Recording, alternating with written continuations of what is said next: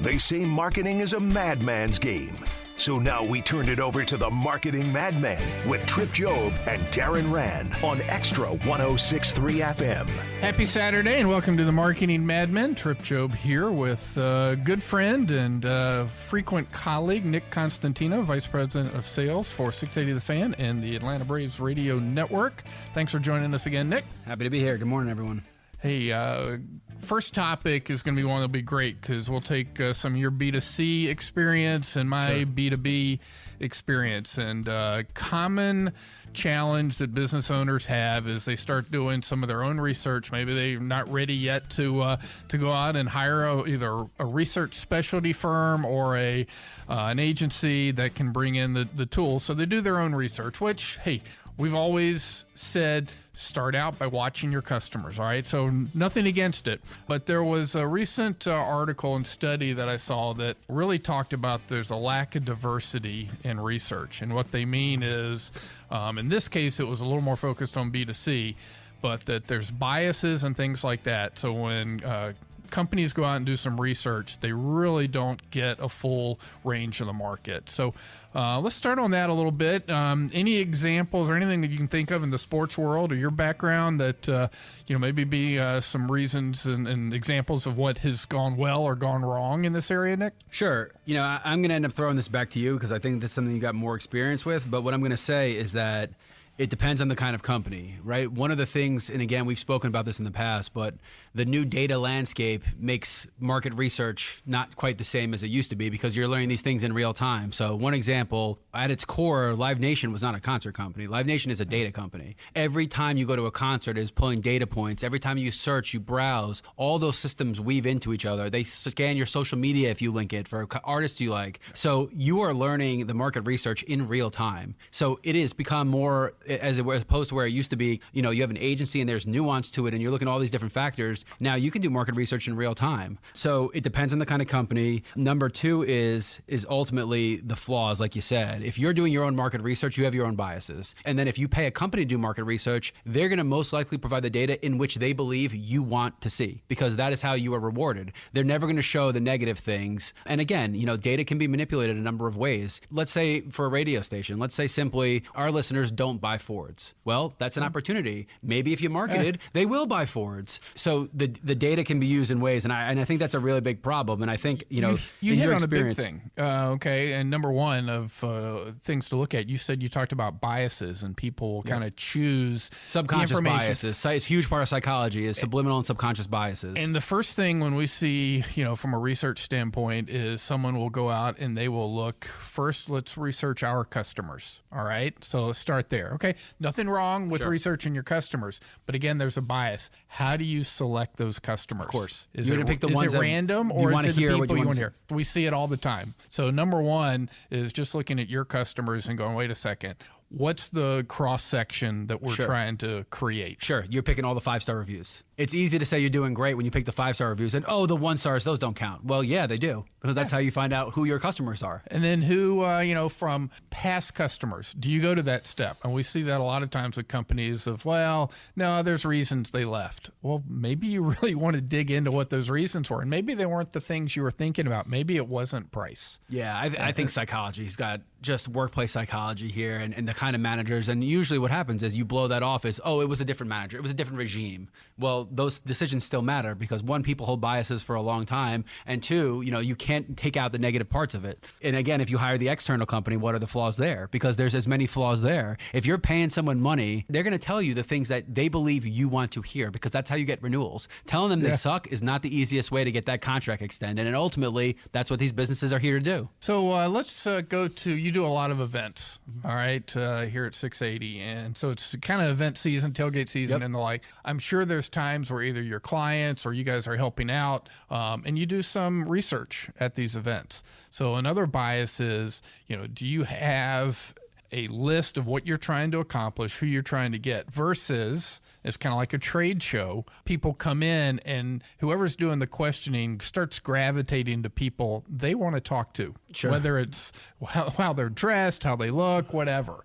But do you guys kind of have a plan, or do the agencies that are working with you have a plan so it's not, again, that bias? Yeah, and I could give a funny anecdote about bias. Look, I'm ultimately a salesperson, right? So when I lead somebody to a question, I'm leading them to the answer in which I want. And I'll give you an example. Like, we had a tailgate for kickoff game, and we capped the amount of people in. One, COVID protocol. There's lots of reasons. But ultimately, I went to the client and asked, hey, don't you like it better like this with less people so you can engage directly with people? That wasn't me asking anyone's opinion. It was me stuffing down their throat the opinion in which I wanted them to have. But ultimately, it was because it was the safer thing to do. And if they had time in my head to spend more time with the qualified people, it would be better than spending time with just everybody on top of each other. So it was the right thing, probably. Was it a real, honest answer? And markets, probably not, because I pretty much led to what I wanted them to say. Right. So it's on a smaller scale, but that's the exact example. Being unbiased is near impossible. And then any kind of workplace psychology will say it. As a manager overlooking your own team, it's impossible because you believe one way in your head, but you have 15, 20, 100 people who think completely different than you. So overcoming those biases, I think you get better at it with age, and then you understand how you're looking at through the eyes of somebody else. Event season is a great example. No, there's so many ways to bias and turn a question, and just a few tips out there. One of them is when you start giving people a couple of choices to choose from. All right, sure. There's the recency bias. Sure. So, if I ask you what's your favorite color, yellow, blue, or red, sure. More often than not, that last item is going to be the one. Now, that's fine if the next time I say what's your favorite color, blue, red, or yellow, and then the time after that, sure. Is it red, sure. yellow, or blue? If you're doing those type of things, you get away from the recency bias. But a lot of times people will, whether they understand it or not, they create the opportunity for different types of biases to come in. Yeah. Yeah, and I think it's the same thing with you want to be the last message someone hears. The first or the last. You never want to be in the middle. Right. Because if you're in the middle, it's the easiest to forget. The first one gets their attention first. The last one is the last thing they hear. If you're drowned out in the middle, somehow it's never going to work. Yeah. I agree with that too. Yeah. One of my favorites, all the years, on the B2B side of the business, whether I was in sales or whether in marketing, a lot of times I would go out and spend time in our markets. You'd have your typical meetings, but I always tried at least once a month to do a ride-along, typically with a rep, not a manager. Yep. All right. And so just the rep. And, invariably they knew it was coming, but, they would set up same type of thing. All right, let's take him to this account that the best really accounts. well. Yeah, you're going to the best exactly. account. They're going to talk glowingly about the rep. Yeah, for sure. You always tried in advance to look, I want to see someone who's not buying from us anymore or whatever. But then it was in the case of the middle of the day, maybe lunchtime, I'm like, all right, tell me somebody who blew you off last week, someone you can't get in, things like that. Let's just pop in. Yeah. Because again, the bias is let's take them to people. I know what they're Sure. going to say. Sure. I know what they're going to tell corporate, Sure. and, those famous line that, hey, we're from corporate and we're here to help. Right. Sure. And so that's one of the things to think about as well. Do you think that the instant gratification world we live in is a problem here? And I ask that because clients, when you talk about reviews, for example, and reviews really are a way to do market research.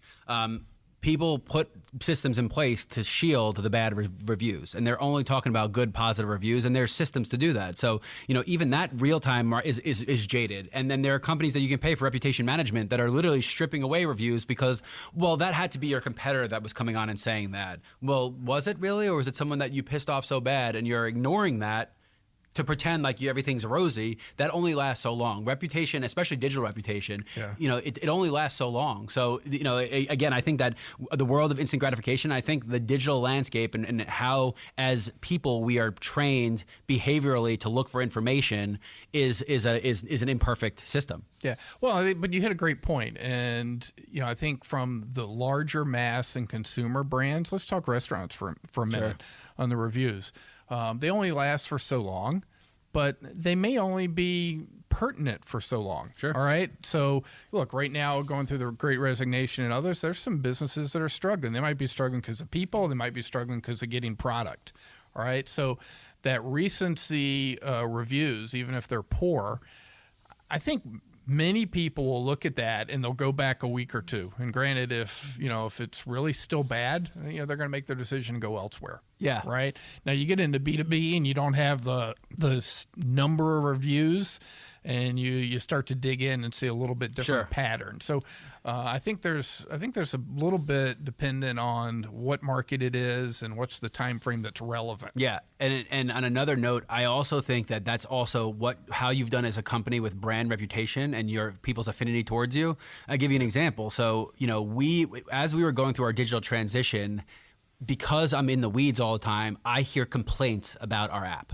Right? I get the complaints of, hey, it doesn't do this. Why is there a Spanish commercial? I don't speak Spanish. And those seem pertinent in the moment. But if you look, we have 10,000 reviews on Apple for our app, and it's at 4.5 star reviews. So without us ever trying to game a system, we didn't even know that we had reviews, let alone how to game the system. Yeah. And the fact that means overwhelmingly that either people love the app or they love our station so much that they don't care how it's being delivered to them. So that, or they're happy that you have they're an just app. happy that we have an app. So that superseded. So that's the opposite of an example. That's us being so oblivious to market research that we thought we were bad, and the general population, 10,000 people is a lot of people for a review.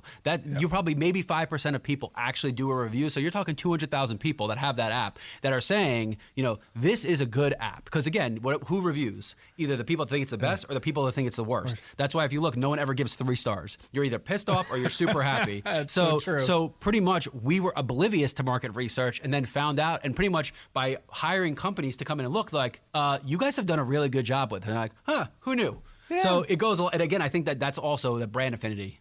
Yeah, no, absolutely. So great points. Tell you what, we'll come back from the break in a minute, and we'll kind of wrap up a little bit on market research, give our listeners a few more tips, and then we've got some other great topics and some recent articles out there. So you are listening to the Marketing Madmen on Extra 106.3. We'll be right back. Now back to the Marketing Madmen on Extra 106.3 FM. Welcome back to the Marketing Madmen. Trip Jobe of Rand Inc. here with Nick Constantino, VP of Sales for 680 The Fan and the Atlanta Braves Radio Network. We were talking before the break about market research, and we talked about some different examples. Kind of want to wrap that up a little bit and give, for those business leaders that are out there and say, all right, I'm still going to do some of this myself. I want to do it, without hiring a firm at this point. A couple things to think about. Number one, develop a plan and go in and write down who you want to talk to. All right. What do you want to accomplish? Right. The point of who you want to talk to, if you don't write down, I want to talk to my top 20% of my clients, I want to talk to my bottom 20, and I want to talk to people who left us. If you don't do that, the bias we talked about is you're going to end up probably only talking to the top 20% of your clients. And that means ultimately, if you're going to use whatever you learn from there, you're not going to get new clients because you're only working with the ones who you already have that affinity to or who are already in your target demo, as opposed to opening yourself up to bring new clients aboard. So number one, again, write down, I think you know what you want to get, but write down who you want to talk to first. Second area, we talked a little bit about bias. If there's certain things that you're going to ask about products, or Nick was talking about the app before, just make sure you mix up your questions. So that's the second thing. The third area would be silence. I think that's one of the things we get talking about. We both do it. We'll interject. We start finishing, sentences for people. You got to really stand back from that. But sometimes the area that Nick was talking about people will tell you what they think you want to hear. Sometimes just being silent and letting people go, that's when you get the best information. That's why I was silent for that whole time while Trip was speaking. I'm not sure about that, but but I agree with you. And sometimes, it's funny. We have meetings sometimes, and these really kind of market research. We go with a client, we go, how was it? We are expecting to just be lambasted, just destroyed. It was the worst thing ever. And the client either forgets what's going on or is like, no, it went great. Can we start again next month? I'm like, what just happened? And to some extent, that silence is a tactic, right? That client wants to make sure you're doing the best thing possible. So maybe it's going well the whole time, but if they're silent, you're thinking twice about it. So that goes for this to also, sometimes silence is a good thing, right? It means nothing's broken. Don't fix it. Keep going. If there's nothing to fix, keep going. But sometimes just sitting in a room and just being pensive and kind of staring and just is a very powerful tool because it's making the other person, especially if you're someone like me who just talks all the freaking time. If my guys saw me in a meeting, be silent, like they know it's about to hit the fan. It's going to get real bad if I'm silent. And it is a great way to get more than the one-word answer or the one-line answer. The other one, this is kind of the last one we'll leave you with if you're going to do this on your own. And that is take your phone, whether you have, everyone I think at least has the voice memos app, okay, if nothing else. There's also some great apps that we use. But when you're interviewing people, make sure they're cool with it. But I always use the line of, hey, I want to make this time efficient. I don't want to waste time writing notes down. Do you mind if I record this conversation? If we're doing it face-to-face, and I've done it in store many, many times. Only one case I had someone who asked, who's going to listen to it? And I said, well, I will definitely listen to it. We'd like the client to listen to it. And they said, I'd prefer you not share it with the client. You can share the cliff notes. I said, fine, done. Sure.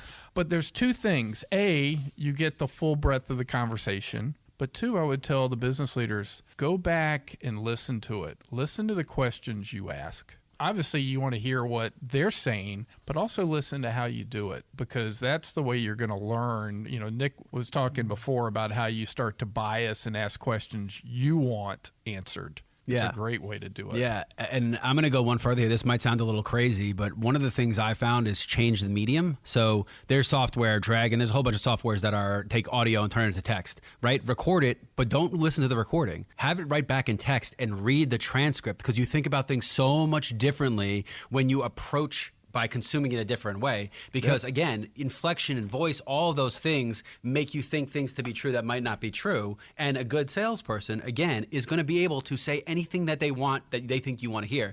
If you were able to transcribe that and read it, it's going to read a lot differently, and it's a good tool. We use it a lot just to completely change how you think. A radio commercial is a great example. How you write it might not be what it sounds like on audio, so change the medium if it's possible. And there's software that's free to do it, but it helps a ton. Oh, that's great. Dragon is one of them, you said? And then I've used Tape-A-Call, because Tape-A-Call lets you they're voice, everywhere now. But they have, and they're not always the best. I mean, you put two guys like Cellini and Domino, and they speak Chinese to these things. They cannot pick up the words that they're saying because they're talking like they're Italians from Jersey and in Ohio. It doesn't translate that. But you get a raw view, and it's a good way to help really reread things and rethink about them. Because the natural reaction is record it, listen once, it affirms what you already know, and you move on. Exactly. Changing the form helps a lot. Yeah. So hopefully those are some tips if you're going to go out and start doing some research on your own. If you want to get more into it, you want to have a deeper conversation about what you should think about, feel free to reach out to us at Rand Inc. You can check us out on the website at randinc.cc. It is a core part of what we do, and be happy to discuss any needs that you may have as you're looking to understand your customer profiles and what's really important to them as we hit the last part of the year. So with that, there was another article that I saw this week that came from Forrester. And it talks about, in a way, it talks about scenario planning. The whole concept of the article was campaign. So you think about marketing campaigns, and Nick, you're probably working with clients that are going to do a campaign for the entire fall football season. So, if it's NFL, that's it's 18 weeks, I guess, with bye plus, another 4 to 5 weeks of playoffs. So you're talking about 5 months, pretty long time. And the article really is about campaign audits. Yep. All right. That a lot, I don't know what you think about with clients, that they set up their campaign in August, kicks off Labor Day, and how many of them really start looking at doing anything different if they're going to run it all the way through the end of the year? Probably 20%, 25%. 1 out of every 4 will have some mechanism to gauge success, which is ironic because the tools that we have to measure those things are at an all-time high. From Google Analytics to attribution tools, I mean, you should be able to know in real time on a dashboard what's going on. At its core, you have to look deeper. There's deeper metrics to look at. But I mean, just the marketing that I do with this radio station, I'm checking almost daily. Now, again, I'm in the industry, neurotic, and work for an owner who's very reluctant to spend money. But, I think once a week is probably good, once a month even. And what are you comparing it to? Are you comparing it to last year over year? COVID made that impossible. So you need the right data sets to do it. But you should be conducting some form of effectiveness measurement at least once a month. Yeah. And, this idea of audits is, break up the campaign into stages, right? So you have your initial, kind of planning stage where, okay, clients are working with you, in this case, Nick, and they're looking at, here's who we're trying to connect with, right? And this is what we want to get across. And so that maybe that first awareness phase in that first 30 days is really important. Well, don't wait to the end of the 30 days, to your point. Sure. The data exists. Okay, maybe not it's the first week, but halfway through, plan an audit to see, all right, are we directionally, in the right direction, or do we need a 90-degree, turn in course of action? Yeah, and I would also say that when you build out campaigns, just because your intention is one thing doesn't mean that was the right intention. So when you build a campaign, like I'll give you an example. We have a client right now, and they made a vanity website that they're driving traffic to. Okay, so what we used to do is just say, oh my goodness, we have to do everything in our power to get things here. But what we do now is we set up attribution to the main website, and we track if it's driving traffic there, because just because you hear the company 100 times and then you hear the website once doesn't mean you're going to go to that vanity website. What if you're just going to the main site, or you're searching for it on Google? Right. We are the mass media that got it in front of people. We should be getting some kind of credit for that. Or sometimes you find out that maybe the process is too convoluted. Like you're going to a website and they're stopping at a page. Well, you use the audio message to change behavior so they understand why they're doing that. So it is not always that when you audit, it's not always to make sure that your message is right and that you're targeting the right people. And maybe the ancillary benefits are higher than the benefits in which you're going to do. So one, a recommendation here, work with someone like Rand Inc., or work with people who are going to tell you what's really going on. If you're just hearing, yes, it's working, you did the right thing, then that's not a marketing resource. That's a salesperson who's cashing a commission check, and you need more than that. And another example, and I want Trip to chime in here, because again, this is what they do. But put it this way: if you're a client and you have a media agency, a social media agency, a digital agency, an analytics agency, a market research agency, each of those companies' intention is to get the maximum amount of money from you. They don't talk to each other. They try to steal each other's money. Social media and digital, they don't play together. The best thing for a client would be sharing data. So you have advanced data that combines sets and you can gauge effectiveness. But that's not what they're there to do. And I'm not talking about this to bash agencies. I'm talking 3 or 4 times in the past 2 weeks alone,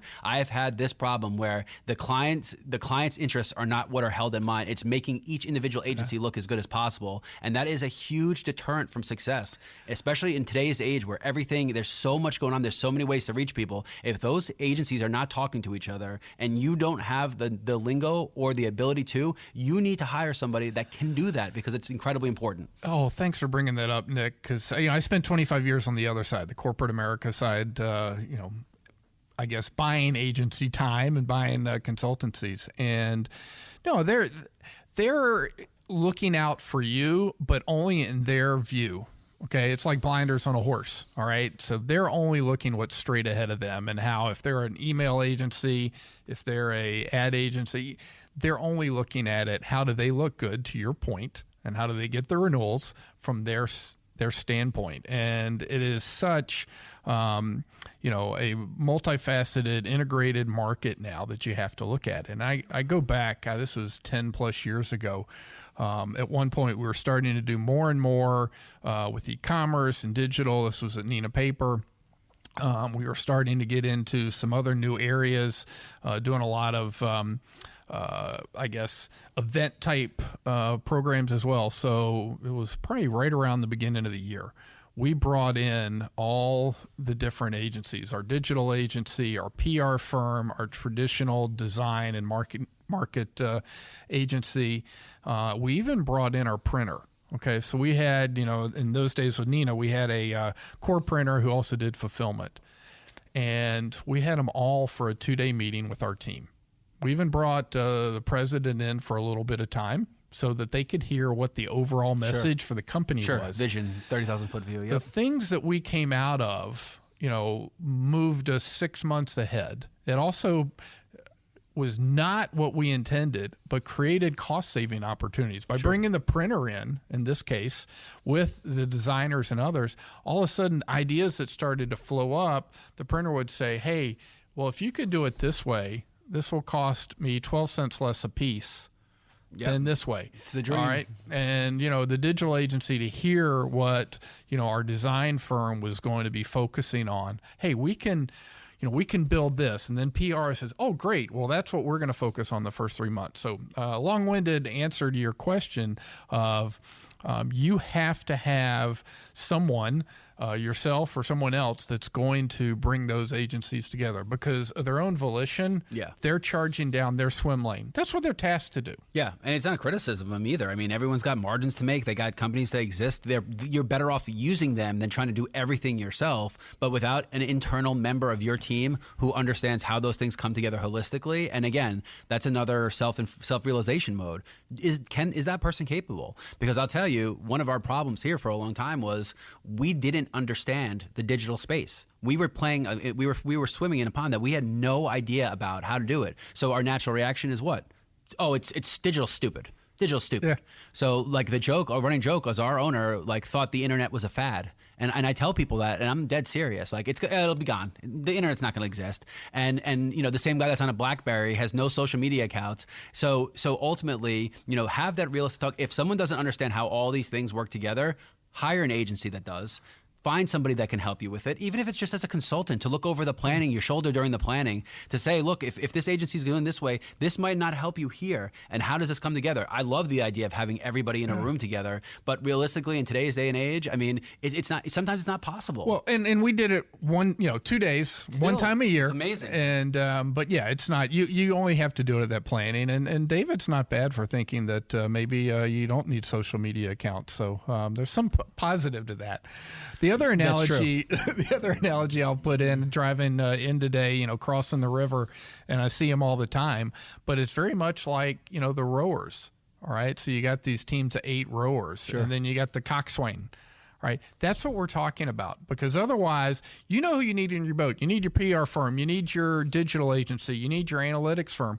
But if you don't have someone who's there making sure that everyone's rowing in sync, guess what? Someone starts rowing a little faster, which is exactly what Nick was kind of getting across. Someone stops, and all of a sudden you get you get that double whammy. Someone on the left side rows twice as fast, and someone on the right side stops, and then all of a sudden you don't get 1 degree off, you get 8 degrees off. Yeah. Yeah, and again, that 8 degree, if it happens for a long stretch, is going to really throw you off. And that's one of the problems, is it might not look like much in the moment, but if you let that to continue to happen, then your messages start diverging from each other. Then maybe that you're running a campaign on radio and they hear your name, but they can't find you when they go to organic search because that agency has kind of fallen off. So it does really have to work together to make sure that it's successful. And again, every year, you might have to change it. One of my favorite things, believe it or not, is we used to call it cattle call, where an agency would call every single media company in the same day. And it used to be it was like a show. I mean, you have to put on a show. It can't just be the same things. You got to come in with outlandish ideas. You got to come in convicted. You got to come in with all this stuff. But ultimately, if I was a business, all I would want to see is the ideas in which these people provide, just so they're providing new ideas. You have to bring something new to the table. Oh, exactly. And so let's go back to the audit now. So we talked about different stages. Sure. All right. And I love what your comment was, every year I had to do something differently. Now, some things you don't wait a year. But others, you get in the middle of the campaign, all right, and there's a lot of good firms. They'll go out there and they'll do A/B testing, all right. They might do, if you're doing email, maybe on your headlines and things like that. Those are standard and those are great. But the other thought is, are you evaluating middle of the way through the campaign? Do we need to change something significant? Maybe it's more content related. It's not headlines. And how are you looking at that? Yeah. Yeah, that's the content is really important, and that's I'll give you another example of a client. He runs it's an aggregator for insurance, for car insurance and things like that. Okay, and we started a radio campaign, was the first thing he ever did, and I go, man, this is not easy what you're asking people to do. You're asking people to put in social security numbers, all this stuff.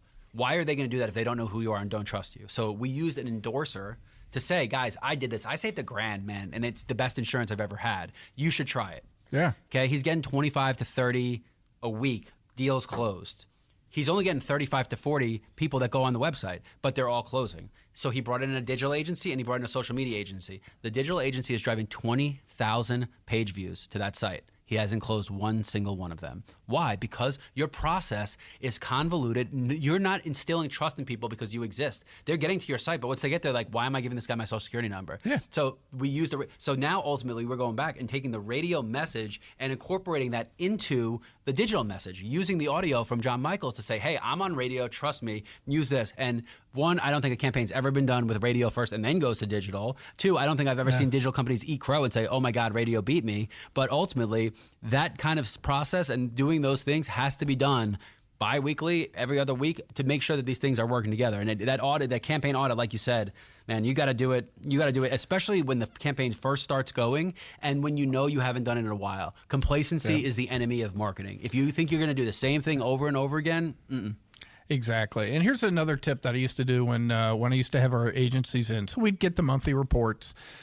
Depending on what type of firm it was, we might have a monthly review, we might have a quarterly review. Okay. Typically, if you're doing, let's just say it's a quarterly review, everyone's going through the numbers. Back to that comment of they're trying to make sure that they look good. One of the things that I would do is every other meeting, every review meeting we would have is, okay, let's spend 10 minutes on the numbers. I read them, I get them. Sure. Let's go back to what we learned. Sure. What should we have tried? What and make it about not the numbers, but make it about that experimentation, that testing, and that's this audit. What story do the numbers tell? Right, and that's this audit process. I mean, it's really don't just we've all been there. It's like, okay, I can read these numbers. Let's do something more. Get the quantitative or qualitative insights or things that we should have tried this. Yeah, and if I'm going to throw another piece of advice there, yeah, you gotta dig a little deeper. And I say that because people are going to show numbers. Who knows where they're validated? Are they showing you in real time? Are they printing a report? And this is not to say that people are going to be lying or cheating, but what I'm going to say is you can make anything look good with the big enough data set. That is not what you want to see. One of the things I joke about, and it started out as a joke, but it's really been, I show people the dashboards live. I bring them up on a Zoom and I walk them through flaws, all of these. They watched me go through this live. And the reason I do that is not because it's not because it's a trust thing. They trust us. They've worked with us for 25, 30 years. But you're more likely to find flaws and to be on the same page if you're pulling that live, not giving someone a sheet of what you want them to see. Yeah, no, absolutely. And I always use this line with clients. It's the figures lie and liars figure. And you can make something pretty much say whatever you want. One of the things Nick mentioned earlier, though, is an example of showing not only the vanity page and the Google Analytics, but also the homepage. And I think let's take a minute to talk about that. The value of what he's talking about is looking at the whole picture. Okay, so for instance, in this case, hey, the vanity, let's just say it had about a 10-degree spike. Okay. But then the home page, let's just say there was nothing. It was all flat all the way around. Okay. Well, that's probably the first idea you thought you'd have is that people drive only to the vanity page. Yep. All right. Next one, let's see, you still see that 10% spike on the vanity page. And then you also see maybe it's a 7-8 degree spike on the homepage. Substantial. All right. Substantial, and it's in sync. So you're looking at it over time. You're looking at it, let's say, over a 2-week period, and you see how there's commonality there. Yeah. Okay. If you really get down to the micro data and it's people that it's 10 minutes later, et cetera, that the vanity site's then driving them, obviously, to the home site. And again, the tools have gotten so advanced here. One of the things we have with our attribution tools that actually tells you where people are coming in from. Yep. So if organic search is going up, organic search can only go up because people hear your brand somewhere else. So if it's a good follow-up. So maybe the vanity URL didn't work that great, but your organic search is up 10%. That means that the radio is driving people to a website, and people are more interested in maybe the broad offerings in which you have as to the specific things that you're trying to promote with the URL. Again, we wouldn't have known that before. So now it's a backup tool, and it's not an excuse, honestly. If you call it and you say it and you're wrong, be prepared to say, oh, well, we tried. But honestly, you got to try, because you can't ultimately expect everyone to do the behavior in which you think they're going to do. I mean, my ADD is horrible. Just because I hear vanity URL doesn't mean I'm remembering it or I'm doing anything with it. It means it's like oh wait, what was the site? Oh yeah, I got to go check it out.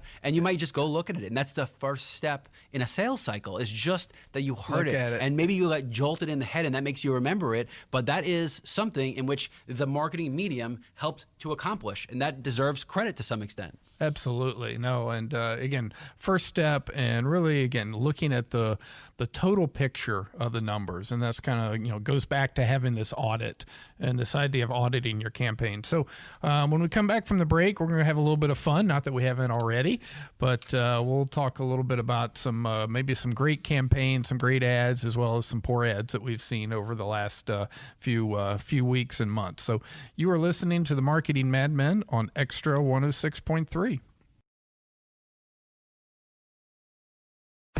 Now back to the Marketing Madmen on Extra 106.3 FM.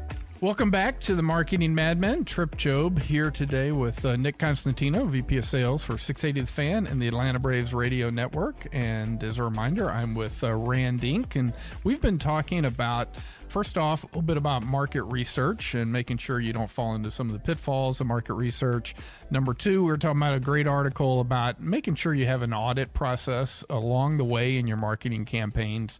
Otherwise, people who just wait till the campaign's over and then they give it either a pass-fail, all right? Sure. It's the last thing you want to do. But one of the things we said we'd have a little bit of fun with last week was the Emmys. And I'm not one of those Emmys, Oscars type of people. I'd rather sit, watch sports, or be out and do something. But I thought it was kind of fun because from time to time we talk about, what's effective out there? What are some of the, whether it's ads, whether it's the events from a marketing world, what's a lot of fun and maybe effective out there? So why don't we throw out a few things? Let's call it a advertising series because it's truly becoming that, and that's Subway, right? When Subway first kind of redid their entire TV advertising program, I would say they started floundering at first because they had a lot of different influencers on these ads, from Megan Rapinoe, which drew a lot of criticism at the time from their franchisees, Charles Barkley's the voiceover, Steph Curry, Tom Brady. So I would say early on, not really getting it. And I've kind of flipped in the last week. I don't know if you've seen the latest one, but it starts out with Tom Brady in a dark suit and in a dark background talking about the fact that this is the Tom Brady ad, and you see this little perfume cologne kind of spray and all that. And he says, we didn't have enough time on our last ad that Subway's bought time in mind to talk about the aroma and air of bread. And all of a sudden, it pops up the Subway roll. Keeps going, and then he goes, but you don't eat bread. And I think it's brilliant. Yeah. I mean, it's brilliant in that you can't forget it, right? Yeah. And it's a little bit tongue-in-cheek, and they're playing off the fact that, honestly, people are going to watch Tom Brady because it's such this silhouette for the first 15 seconds. What is going on? They've hooked you. The message will resonate because it's cut through the clutter, and it's something you're going to remember. Most people don't have the millions to be putting out these type of 60-second ads and everything else that they're doing in these series. But I think, again, it's memorable. It gets your attention. It's not something that, oh my God, this is just another one of a million ads that are out there in space, and there's a jingle or something to it. I got one that really stood out this year, but I think you're also in the same world where it's not about just creativity anymore, right? Now you know who your audience is, at what time that person is there, so you're trying a little too much to make it be something that is fitting to the audience. So, the music has to be right, all this stuff, as opposed to just being something that is going to stick out in your head. Yeah. Now, here's the ultimate question. Are you going to go eat at Subway because of that ad?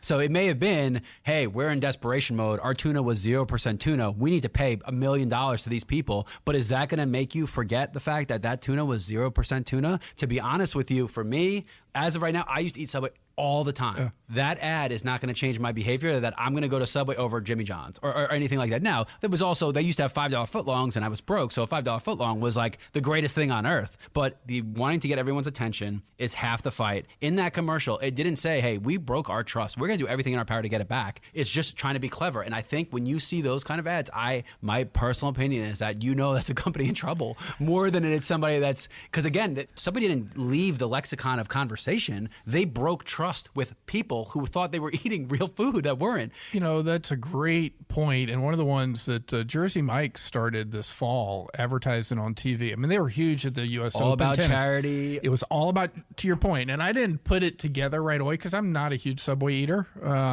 But there was a part. It's still core to what Jersey Mike's does. Yeah, I understand. And it's their brand. it's resonating with people. It has to be, because they're sponsoring huge sporting events now. It went from a little sub shop to 2,000, and they said 2,000 different charities we support. And I think that's honestly what people want to see right now. And I think it took some of the people that lost the trust in Subway because of that underlying factor. So is the right answer to be an obscure weird ad with Tom Brady around, or a direct conversation? And I don't know the answers. I'm just saying, and again, I'm probably at a different stage in my life and I'm much more involved in this, but is that the right answer? Who knows? Well, the number one answer is be authentic. Be authentic to your yeah. brand. And no question, Jersey Mike's is doing that. Subway, I think, is trying to figure out what their brand is now. And I think that's the key. I mean, it used to be, the brand was about the weight loss and eating healthy. And how did that go? I mean, Jared was like a hero of people, and then we found out what really was going on. I mean, that didn't help the reputation either. Yeah. But I got one. So probably my favorite one, and this is a great example of how using data is the right way, but it was a Super Bowl commercial with Ashton Kutcher and Mila Kunis with Shaggy in it, and it wasn't me, and she shows up with the crumbs on her face all the time. Yeah. And it was just, first of all, it was just so clever because they're both of those people are just awesome. Like Mila Kunis is hot as can be. She seems like the kind of girl you want to hang out with. Ashton Kutcher, I mean, if you ever read the stories about this dude and the amount of work he does for saving children, and the stories are insane. So it's just good people, and good people that are not in a lot of commercials. And then you have Shaggy singing this background song of like a couple like lying to each other, and it was just again the stage of life I'm in. It was just the right song, the right time, and I could probably watch that commercial over and over again because it stood out. Now, am I going to buy Cheetos? No. Am I going to eat a Cheeto and remember this commercial? Yes. And that's half the battle.